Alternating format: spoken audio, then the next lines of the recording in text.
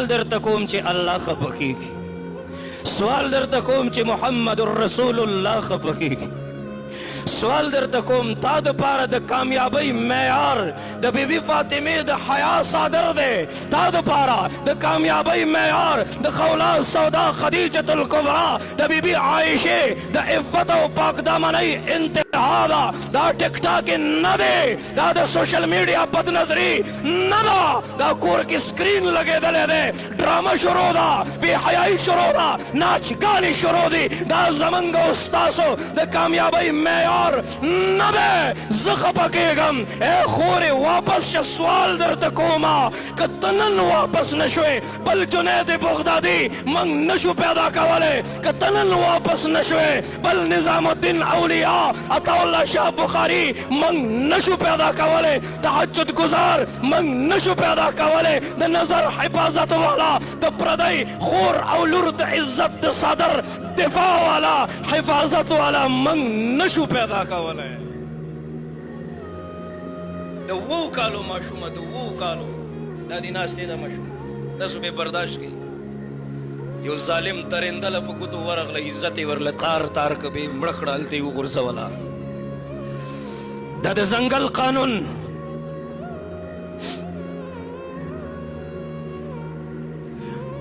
ملګرو راته ویډیو وښودله، زه دا ویډیوګانې نه ګورم، زما زړه دردېږي، برداشت راکې دومره نشته دی. تاسو ته به اوس په دې ناسته ناسته باندې زما د دې دردونو اندازه کېږي، زه نه ګورم دا ویډیوګانې، زړه مې دردېږي، ډېر غمجن شم، ډېر پریشانه شم که نه.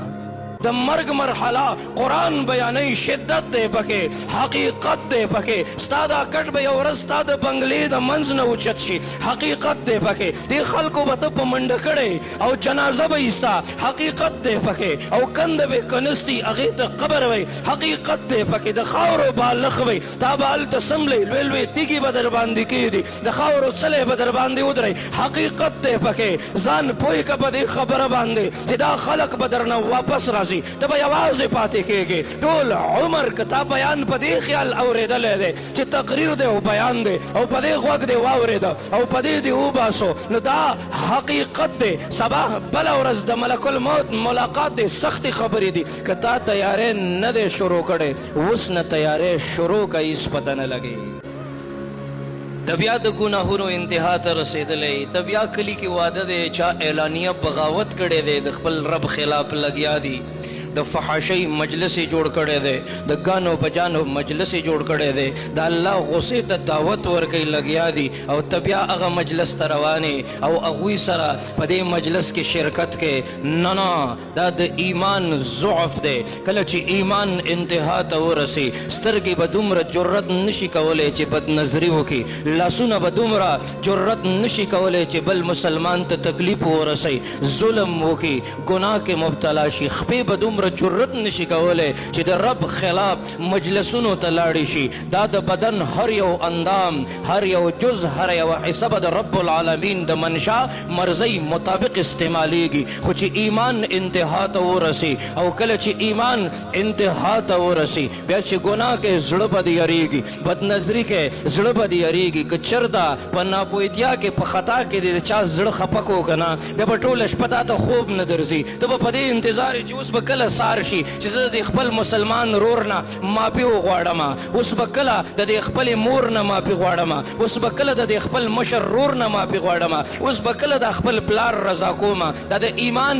معیار دی. زړه به دې خفی، غمجن وی، پریشانه وی، او د شپې چې څملې نو په دې سوچ کې وی چې الله ما نه خو څوک خفه نه دي، ما خو چاته تکلیف نه دی رسولی، ما خو څوک خفه کړي نه دي. الله هسې نه زه دلته د غفلت په خوب وده شم، او د شپې زما یو ګاونډي مظلومه چې ما ورسره د ورځې ظلم کړی دی، ما پې ګزار کړی دی، ما د هغه حق وهلی دی، هسې نه زه د غفلت په خوب وده شم او دی د شپې راوچت شي، الله تا ته ودرېږي، ستا په قدمونو کې سر کېږدي او د تهجدو ټیم دی. الله هسې نه زه د غفلت په خوب ودیم او دی تا ته زما شکایت وکړي، فریاد وکړي چې الله دی زورور دی، ما سره ظلم کړی دی او زه مظلومه یم نو تا مظلومه پیدا کړی یم که نه. الله زما څوک هم نشته دی، د دې ظالم نه زما د ظلم او تکلیف پوښتنه وکړه.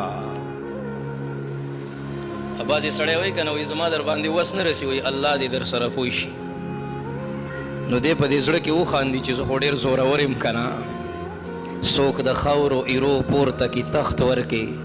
کله کله د تاجدار خورې په سر شي په دې دنیا دومره مه نازېږه अजल ने न किसरा ही छोड़ा न धारा इसी से सिकंदर सफातिह बिहारा हर एक लेके क्या क्या न हसरत सुधारा पड़ा रह गया सब यूं ही टाट सारा जगह जी लगाने की दुनिया नहीं है इबरत की जा है तमाशा नहीं है दद इबरत ज़ेदे नन हो जाड़ खपल अल्लाह था जे अल्लाह माँ बखपल दखपल ज्वंस पर लिसी जली अल्लाह माँ करली दी अज़गिद ज़ान द पारा अल्लाह नन हो जाड़ खपल अल्लाह था जे अल्लाह गिरियम द गुनाह प समंदर के राउचत में कटुबेगम मददगार अल्लाह وجاړه نن خپل الله ته چې ته مې راوچت نه کې زه به څه کومه د دنیا په ماحول کې خو دومره بې وفایي ده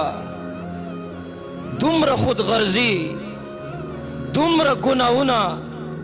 دومره بې وفایي وګوره رور د رور نه دی څوک اوښکو وچولو والا په نظر نه راځي کله کله به داسې تنهایي کې کښېني او سر به ونیسي چې الله چاته خپل فریاد وکړم دا خلک خو در پورې خاندي دوی خو دې رسوا کوي دوی که در سره لږ غوندې احسان وکړه بیا ټولو خلکو ته لګیا وي ما ورسره داسې وکړه ما ورسره داسې وکړه الله که په مخ د ځمکه په دې کائنات کې مینه مخلصه ده نو ستا مینه ده ستا مینه د خپل بنده سره د اویاو میندو نه زیاته ستا مینه د خپل بنده سره که دردونه دي د محمد مصطفی د خپل امت سره که صداقت دی په حقیقي معنو کې د ابوبکر صدیق دی که عدالت دی په حقیقي معنو کې انصاف دی چې نن موږ سره نشته په دې ګردونوا ماحول کې لرې لرې پورې गावन के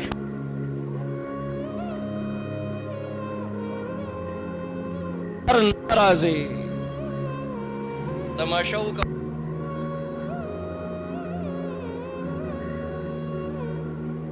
बाजार दे द जालिम मरगरी सुमर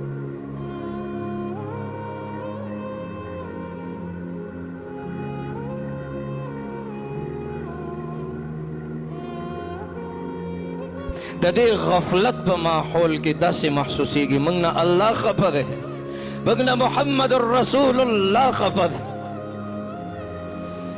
څومره په دردونو څومره په تکلیفونو څومره په سختو څومره په قربانو دا دین او اسلام موږ ته میلاو شوی خو افسوس د موجوده دور مسلمان هغه ته څه پته ده هغه ته خو په تیاره باندې میلاو دی نو هغه سره اوسه پورې دا احساس نشته دی چې انسانیت څه ته وایي ګاونډي چا ته وایي د بل اوښکې وچول چا ته وایي مدرسه څه ته وایي طلبا څه ته وایي علما څه ته وایي د بل اوښکې وچول ستوي هغه اوسه پورې دا سوچ نه دی کړی بس ځان له سوچ کې دی ځان له فکر کې دی چې زما ښایسته ګاډی زما ښکلی کوري ځان دپاره خو هر سړی پوهېږي که نه